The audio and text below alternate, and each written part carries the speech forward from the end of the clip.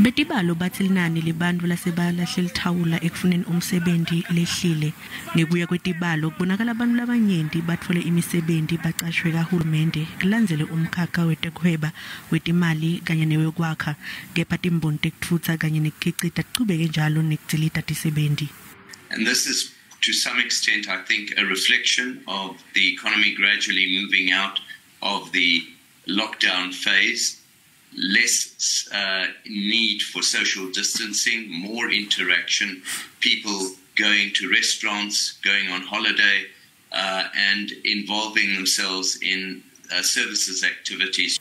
Ngelishwa kenyakalo katana kamange abeyingcenye bantfu labacashiwe katane washiya phasi timfundvo takhe ngalesikhathi umkhuhlane we-COVID-19 usatiphe emandla kanti kusukela lapho ke uthi utamile kutfola umsebenti njengoba ede nesipiliyoni semsebenti kwabamatima. What makes it difficult is not getting connections. These days, you need to have a connection if you need a job. And then after they need your metric to be perfect and experience. These days, if you don't have experience, you won't get a job anyway.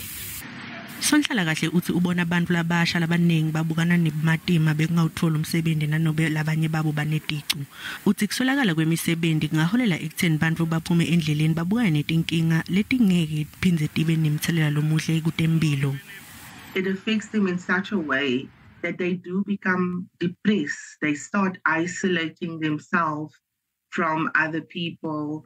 Some of them become angry, as I said. Some of them, they start doing unhealthy coping mechanisms like substances, for instance, to try and avoid and deal with the reality.